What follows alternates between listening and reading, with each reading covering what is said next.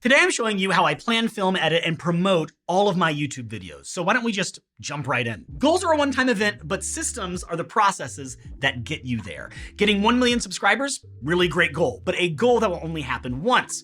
On the other hand, implementing a content creation system that helps you reach goals again and again is where content creators like you and me should focus. Speaking of me, my name is Patrick and I'm here to help everyday content creators like you and me get better. So let's get into it. Hopefully this goes without saying, but the workflow you're gonna see in this video is mine. There are many like it, but this one is mine. Some of you will duplicate this system and make it your own, that's fine. Some of you will take some aspects of this workflow and make them your own. That's also fine. Some of you will hate this video, and that is also fine and sad. Basically, I'm saying you do you. Take the meat and leave the bones, as they say. Just use what works. It is totally acceptable and sometimes even encouraged to just pull out your phone, point it at whatever you want, and begin filming. You can then open up the YouTube app and upload that same video in seconds. You're done.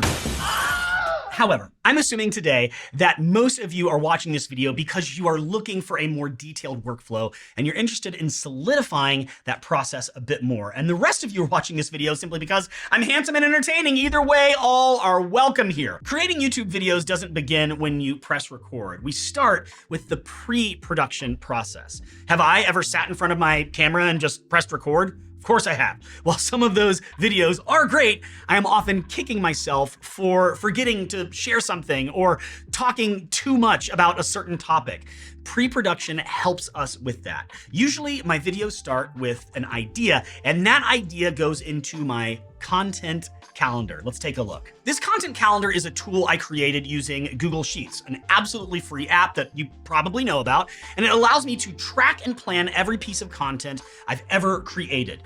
When I get an idea, I write that idea down in this first column. I don't care if the idea is fully formed, completely off-brand, or incredibly silly. It goes in the column. As a matter of fact, I'm not gonna show you everything I've written in this column because a lot of it is, well, embarrassing. You're a problem. And from there, I'm able to take that embarrassing idea through every other column or as far as I want to go. This content calendar is also for all of my platforms, not just my YouTube channel. So you'll see my YouTube channels referenced as well as TikTok, Instagram, and a host of other things or anything I might want to add. And a lot of this information is self-explanatory, but I think walking through a few of these things is going to be helpful for you.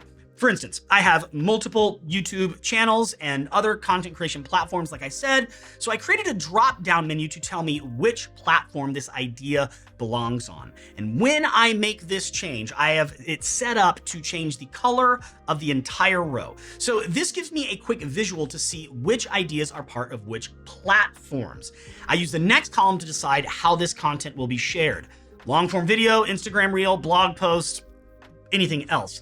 But sometimes this one piece of content hits multiple platforms, edited differently for each one. So I might take sections of my long form YouTube video and create TikToks, Reels, and Shorts out of it. And once those are done, I make sure to note that in my content calendar. I film once, but I'm publishing that content on multiple platforms. So this is called repurposing content, and it's something you should care about. And I know that we haven't created the content yet, so we're kind of beginning with the end in mind. We're looking at our goal, but let's back up and move through the system to achieve that goal. But let me give you a little preview of repurposing content. I use Google Docs to create notes or even full scripts for my long form YouTube videos. I take those scripts and notes and create blog posts on my website that point to my social media networks, my YouTube videos, affiliate marketing links, or anything else. I also create Pinterest boards that use that same content. This gets me more clicks than a standalone YouTube video. From one script, I'm creating content on multiple networks. And when I create a Google Doc to go along with one of these ideas, I link it here in my content calendar. Finally, there's some other things that I want to make sure and remember, and this content calendar helps me do that. Did I create a thumbnail? Do I have a catchy title? Do I have an end card? Was there a call to action in my video, which is important? And this reminds me, my call to action is to remind you to subscribe to my channel. And while you're down there, leave a comment to let me know if I missed anything in this video. And don't forget to check out the description for all the links you're going to need after we're done today. I'm not sponsored, but those affiliate links really help me out. Like I said, all of this is tracked in my content calendar. This is my system. My goal is growth. My content calendar is my system. This is where everything starts once I have an idea. Now, don't go create your own content calendar. Just download mine for absolutely free. Click the link down there in the description to download this content calendar template for free. You won't regret it. Second call to action, by the way. Wow. Now that you know more about my system, let's take a closer look at these areas. Regardless of what note-taking app you're using, I encourage you to start jotting down every content creation idea you have. This may seem like it's just adding another step to an already long process, but believe me, this gives you a clear picture of what direction your video will take, and it's going to save you time in the long run. I know, however, that many of you are busy, just like me, and it feels like we never have the time to sit down and work out our ideas into an understandable piece of content that makes sense. So when I'm on the go and ideas are rushing into my head, speech to text is my best friend. Just the other day, I was at the park with my son, kicking the ball around with him, and I had this like lightning bolt of creativity hit me. So I couldn't stop and write everything down, but I didn't want to forget it. So I threw in my Bluetooth headphones and I began saying those ideas into a Google Doc. No idea was wasted, and I got to play with my kid. Win, win, win.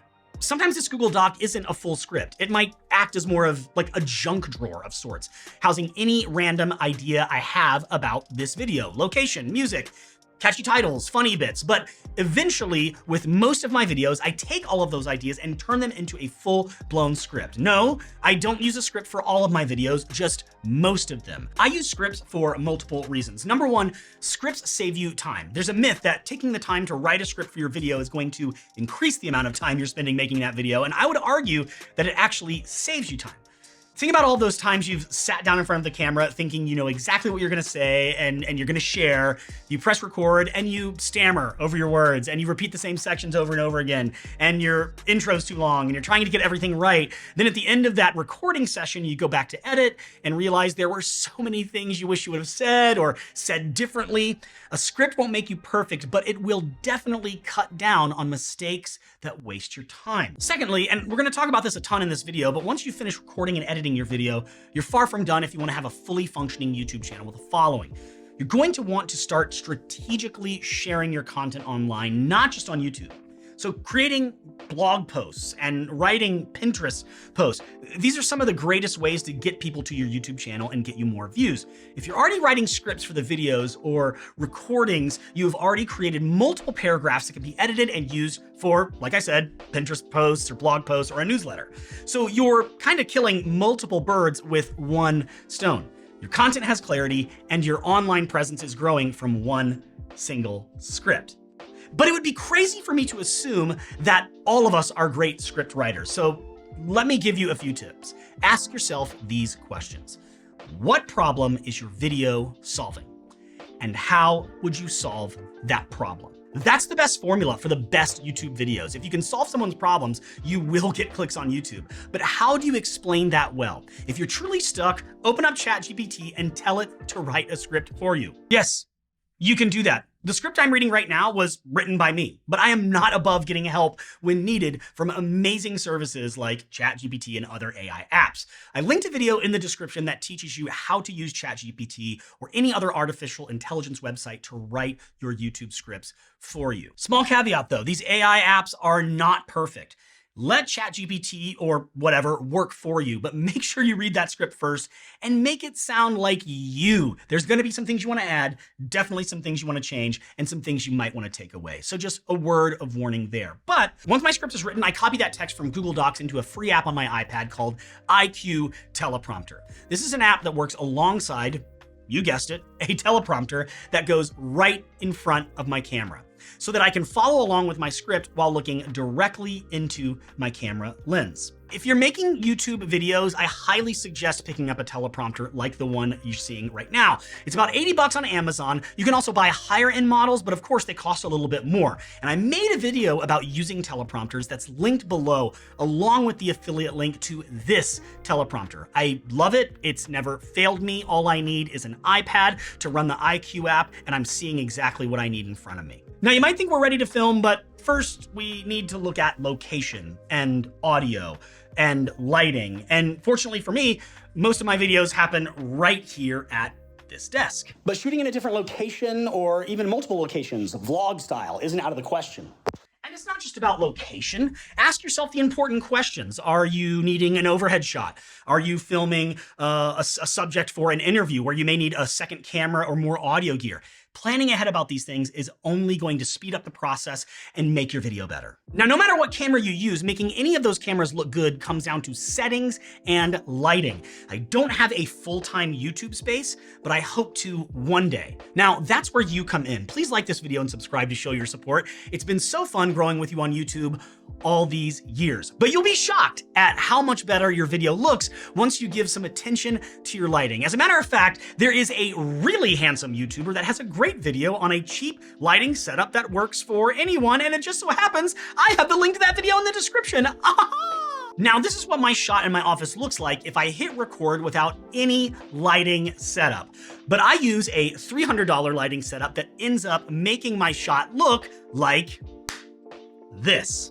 Now, I have attached to my desk a Dasny light that acts as my key light, and it comes with this remote. I can change all the settings of this light using this remote, and right in front of me, I see how those changes look on my camera. Additionally, I have a GVM light behind me that can throw any color on the wall because it's an RGB light. Now, this creates a different feel for multiple videos, and that color on the wall really separates me from the background, creating that depth of field. It gives me that beautiful YouTuber blur look, which we all love, right? But keep this in mind, sometimes your lighting rig is just a window on a sunny day. Most lighting setups out there are just trying to reproduce a natural lighting look anyway. So if all you have is a window, you're not in a bad spot. Get some vitamin D, it's good for you. And then finally, we get to audio. I've said it before, and I know that I will say it again, audio is often so neglected by creators. Most new content creators want to spend all their money on cameras and lenses and lights, but shooting with their iPhone in a somewhat lit room normally does the trick, or with that nice window in front of you. On the other hand, low quality audio makes viewers shut off your video faster than low quality video. Spend your money on a good mic or two before you upgrade your camera. The DJI mic is, in my opinion, the best first mic that a YouTuber can buy because it's not just a microphone, it's a complete microphone system. The DJI mic includes 2 transmitters that you can connect to any microphone, and those transmitters themselves are actually microphones. And these microphones also record to themselves. That means when I pull one of these transmitters out of this case, I am carrying around the world's smallest field recorder. And as a growing YouTuber, this is all you need to begin with. But these 2 transmitters will also transmit sound to a receiver that can plug into a camera, your phone, your iPad. I've made a video recently where I compared 8 popular microphones. Some are expensive, some are cheap, some are portable, and some are not so portable. Trust me, I've done the work. These mics will cover any content creator's needs. Find out what works for you, but make sure your audio is crispy. Regardless of what mic you use, you will probably find yourself doing light or heavy editing to make sure it sounds the way you want. And there are many audio tutorials I could suggest for you, but I want to show you a resource that makes almost any audio source sound good, even if the mic that's built into your computer is what you use. It'll make it sound good using AI, and it's insane. And it's free.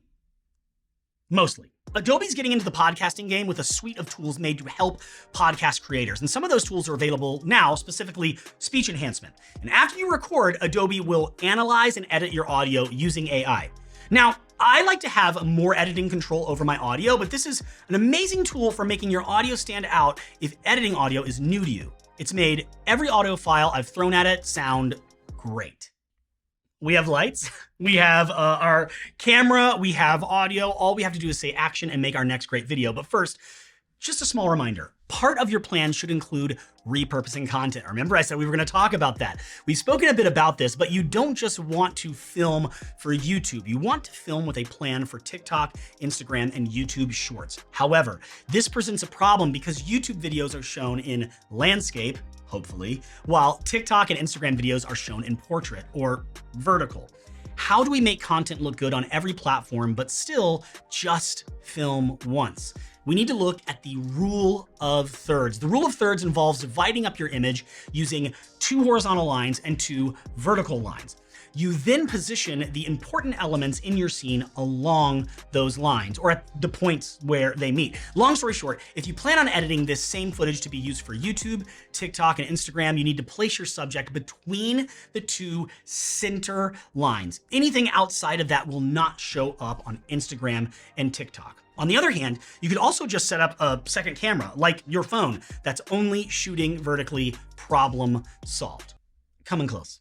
Let's get vulnerable for a second. What we're about to do right now is not easy. Speaking into a camera, knowing that eventually the entire internet has the ability to hear everything you say, that can be really frightening. But here's the thing.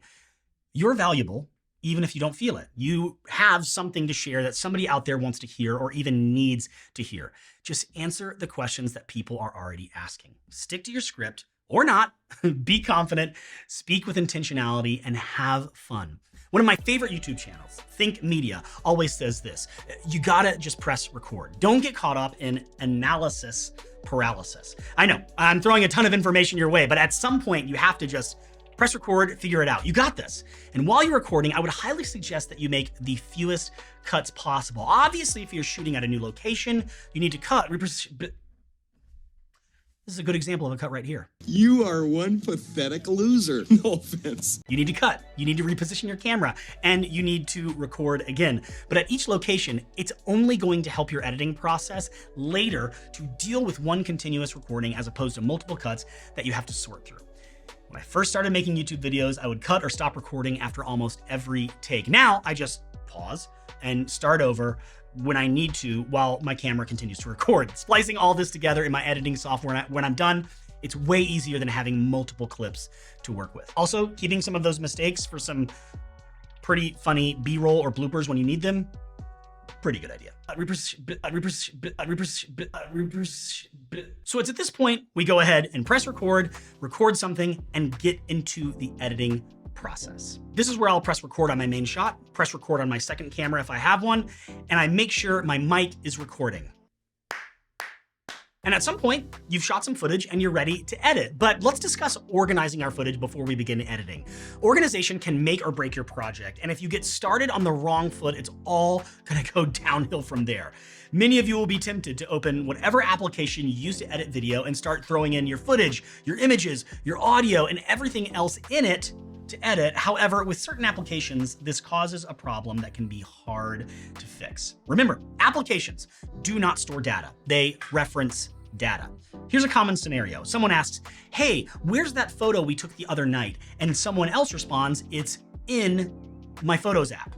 No, it isn't. They're in the computer? Even though that language makes sense, it is inaccurate. The Photos app, the Music app, even Final Cut Pro, these apps don't store anything. They just reference files that are stored somewhere else. And who doesn't move files around on their computer? This causes problems because you'll create a project and then the files you use in that project live everywhere. You're doing some spring cleaning and files get moved around, and your video editing app cannot find the files it needs to reference because they've been moved from their original location. So to make a long story short, we need to create a file system for each project that can be moved easily because nobody keeps the same computer forever, and you'll eventually move projects to new computers or external storage devices. And when that's done, you're gonna need a way to find all of your footage, your images, all of your extras that belong to that project. For every project I start, I create a folder that acts as a file system for that project. Here's one of those folders on my desktop. And if I open this folder and select the Final Cut project, Final Cut sees everything. But let's prove the point here. Let me move this project to another location. So I've removed this project from my desktop into my Movies folder. The project now lives somewhere else. And when I try to open it, I see all of these warnings. Final Cut is still trying to find the information for this project at its previous storage location. So I have to tell Final Cut that I moved the project. And this is easy since everything is stored away appropriately.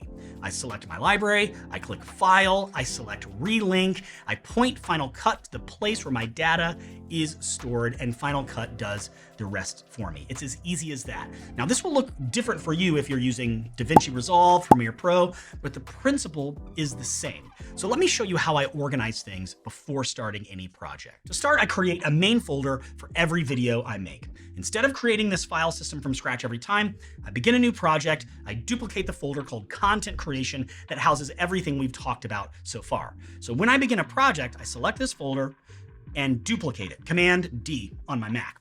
Then I rename the folder. I start with the year, the month, the day, and then add in a working title. Inside of this folder, I have subfolders. I have a Final Cut folder, and this is where my project lives. Also, anything that Final Cut creates on its own for my project is stored here. Next, I create a footage folder, which holds all of my footage. And then you see audio, images, and the extras folder, which houses silly noises or clips I might use. This is just a small note, but I use Final Cut for video editing, and it has some audio editing tools within it. However, I don't use a ton of those. I actually edit using a template in Logic Pro that I've been using for quite some time. You might find that your audio sounds great after using the tools in Final Cut Pro or GarageBand. Find out what works for you and then share all of your secrets with us. Regardless, you may have to edit some of your audio. I would actually suggest editing your audio outside of your video editor before actually adding it to your project. Finally, I have a deliverables folder, and when my project is done, I'll export it to upload to YouTube. But I might export shorter clips for Instagram or TikTok like we've already talked about. I'll also export the audio for a podcast episode. Anything I export to be shared as a final product ends up in this deliverables folder. So once I take this content creation folder template and make like a project folder out of it and add all my footage and stuff to it that I'm ready to start editing and manipulating, I open Final Cut Pro.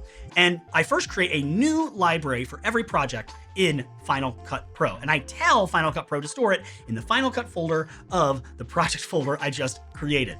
I also create events that correspond with the names of the folders I created for my project. There's one additional event that I create that exists only in Final Cut Pro, and that's my projects event. Yes, you heard that. S, projects. Sometimes multiple projects are created from one library. And at this point, I know that all of this organization is boring and it is tedious. Bro, I'm straight up not having a good time. But I cannot stress how many headaches this will save you in the long run. Well, well, well. How the turntables.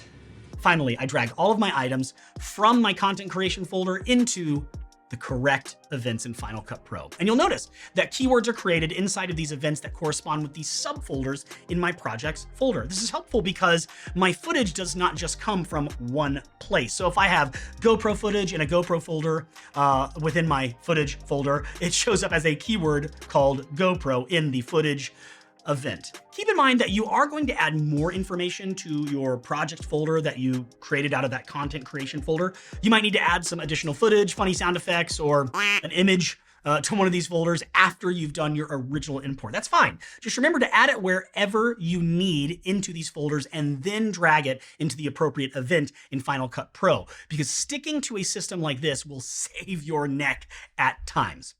Okay.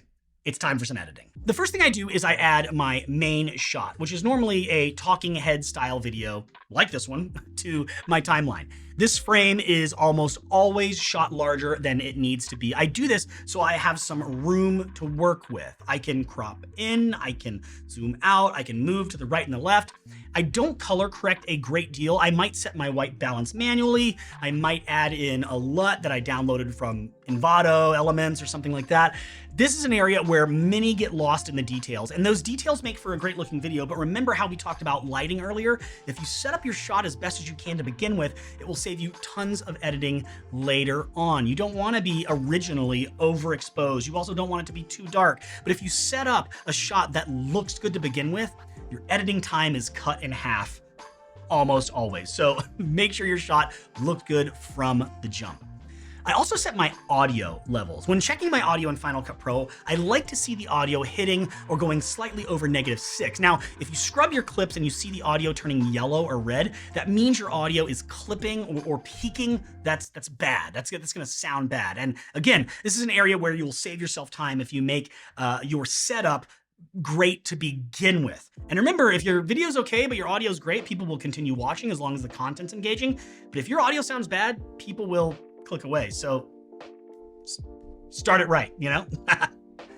I can't remember a time where I have not turned on voice isolation. This is why I love Final Cut Pro. It continues to deliver powerful tools like this, which helps remove background noise and clean up your audio. If you are using Final Cut Pro to edit your audio, definitely use this feature. Sometimes the mic you're using is plugged directly into your camera, but other times you're recording using a camera or two and your audio is separate, which means you need to sync your audio with your video when it's time to edit. And we've all seen the behind the scenes footage of a movie and they have that little clapper that someone on set claps in front of the camera after saying take 1 or take 17 in my case. That device is used to help sync audio during the editing process. Well, we don't have that. So at the beginning of each take, or after you press record on your mic and on your camera, make sure you clap 2 or 3 times like I did a few minutes ago when we started this project. Help me do my audio test. Clap, clap, clap. Nailed it. Or let your very cute baby do the claps because he's cute and it gets clicks and it's just cute and so cute. I have a pretty nice audio system here and I'm using this mic in front of me that you guys can't see to record audio, but I'm also recording audio to my camera, but the camera audio sounds bad. It's very bad, as you can hear. The reason why I clap, or the reason why they say take 1 and hit that device, is because it creates these big spikes in all the audio that you're recording. And Final Cut Pro, the app I use for editing, sees those big spikes in the audio and in your camera and in your external audio that you're recording and lines them up automatically. If your software does not do that automatically, you can use those big spikes to manually line up your audio. Let me just quickly show you what that looks like. Here I have 2 clips. I have my video clip, which includes video and the audio recorded straight off my camera. We don't like that. And I also have an audio clip that was recorded with a much nicer mic at the same time. So I'm editing a video and I want to keep this video as part of my project, but my camera audio sounds awful. So I take these 2 clips, I drag them into my project timeline, and you can see the 2 claps at the beginning, or the however many claps at the beginning of both of these clips. I line those up. I push play to make sure that they're perfectly aligned. I turn down my camera audio all the way so that the crispy mic is all you hear. Again, some applications like Final Cut Pro will do this for you. I select my video and my high quality audio. I right click and tell Final Cut Pro to sync these 2 clips. Done. And it creates a new clip with these 2 items, with the higher end audio obviously in the foreground and the audio of the camera turned all the way down. Now, notice I have not chopped up my footage at all. I want to make sure all of these settings are done first. If I go through and chop up my clips and add other elements to the timeline, I'm going to make all of these changes to what becomes multiple clips, and that can be a hassle. So it makes sense to make these changes right at the beginning. Make sure your audio is right. Make sure that good audio is synced up with that great video clip that has bad audio from your camera. Make sure that your color correction is done, or anything that you want changed is changed before you start chopping things up, or else you'll have to make those changes to multiple clips. After I've made any video and audio corrections, I tend to trim the fat. This means that I scroll through my main clips here to take out mistakes and remove sections from the clips that I don't need. And then I focus on engagement. You might be the best in your field, but no one will listen to you unless you are engaging. Retention on YouTube is huge. Keeping people watching your videos from start to finish is huge. And here's a couple of things to remember. The first 30 seconds of your video is crucial. You want to capture people's attention. You want to trim the fat, you want to get to the point, because rambling on and on will cause people to lose interest. Don't forget the 5-second rule. Thanks to apps like TikTok, our attention spans are only getting shorter. This seems exhausting at first, but you want to change something in your shot every 5 to 7 seconds, especially in the beginning. Here are some examples. Change your location. Scene changes keep people interested. Use lists. Lists bring clarity. Lists bring clarity to your point. This changes where the viewer is looking and it helps people remember the point you're making. Lists provide action steps. If your scene doesn't change, or if you're using the same shot for a long period of time, it helps to quickly zoom in or quickly zoom out. on your subject to change the viewer's perspective. Adding video and audio effects can also keep your viewers' attention. I do this often when I'm sharing something that Made me angry. or something that made me sad. And these effects are found right inside of Final Cut Pro. This is not something you need to go and find or buy elsewhere. Here's another one, background music. Having a track or several tracks that come in and out of your videos will keep viewers engaged. And if you have a moment where you mess up, show B-roll or cut away to a different scene. Changing these things like your music can snap people back into your video and re-engage them. Apple has loops and stingers built into some of their apps like GarageBand, iMovie, and Logic, but any serious YouTuber is going to want to eventually sign up for some sort of royalty-free music service. Creating your own music can become very tedious unless it brings you tons of joy and you get what you pay for. If all you ever do is try and find free music for your videos, you're eventually going to slip up and get hit with one of these. Save yourself the trouble. Time is money. I use Soundstripe for my YouTube videos, not sponsored yet. I also use stock footage and sound effects and movie clips in all of my videos. I celebrate my use of stock footage, and my sound effects are right on the money. And movie clips make me feel like a real winner. How's bragging camp going? I could have just said all that, but I guarantee you there are a few of you who were fading out a minute ago, but now you're back in. You're having a little giggle, or maybe you're rolling your eyes at me, but regardless, your brain is back with me and my content for at least another minute or two. Title slides and lower thirds also add engaging elements to your videos and keep your viewers' eyes engaged on the different parts of the screen. You might be wondering, where do I find all of these titles, this B-roll, sound effects, etc., even royalty-free music? One of my favorite services is Invado. It is a subscription service that gives you a vast library of songs, images, stock footage, sound effects, almost anything. There has not been a video of mine in recent history where I haven't used something from Invado elements. They have almost anything. It's a great place to start when you want to add little extras to your videos. Now, I do have an affiliate link for Invado in the description. If you want to check it out, you're not going to be disappointed. I've used it for years. It's incredible. The last thing I do is add on my YouTube end screen to the end of each video, which gives me placeholders where I can put the next videos YouTube will suggest to viewers at the end of my video. And this is an important call to action. Don't ever end a video with, in closing. People will already click away. The minute your viewers know that you're wrapping up, they're clicking away. What you want to do is use the end screen feature to end with a call to action, because calls to action are great, but there are even more ways to end your video, which you can learn about here. See, you didn't even know I was ending, did you? I kept your attention and I gave you something to click on. Once my video is done, when is a creative project ever done? Am I right? I always export my video into my deliverables folder. And here are the settings I use for exporting. Take a screenshot. You got it. Once that's done, I upload my video using the YouTube interface. You know what I'm going to say next though, right? You're right. We're still not done. You may want to add timecodes to your videos. Now, timecodes are those little chapters that you see appear in the timeline of many videos you've watched. Timecodes are easy to add, and they're an important part of helping people find your video, because YouTube does not only search for titles when trying to help people find a video they're searching for, YouTube also searches time codes. I made a complete walkthrough on how to create and add time codes to your videos. I'm going to link it down below. I know that video is going to be helpful for a ton of you. But next up is thumbnails and titles. If you're not spending time creating a title that will make people click on your video, then all of this work is almost useless. Some creators argue that you should start by creating your YouTube thumbnail and title. Take the time to search YouTube for other videos that are similar to yours. Which ones have the most views? What are the titles like? Base your title on those videos. And don't forget that you can always change your titles at any time. If something isn't working, switch it up.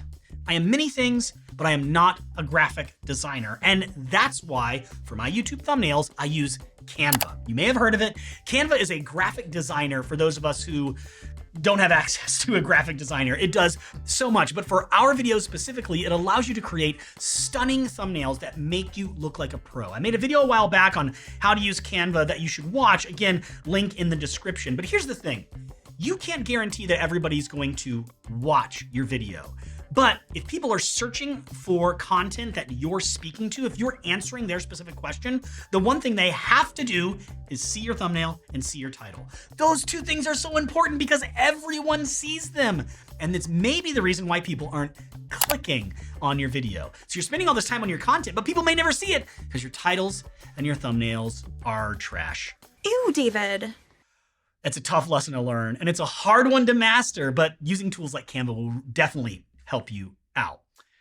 So click on my Canva video, link in the description. But speaking of descriptions, it's time to write one. The first sentence of your description is just as important as your title. You want to capture the attention of the viewer. You should also add any important links to your description, like I've been describing now, like affiliate links, where you get paid anytime someone clicks your website, your social media handles, and other videos from you that people might want to see. All of that should be in your description. I personally keep a note in my Apple Notes app that has all of the important links and language I want in every one of my descriptions.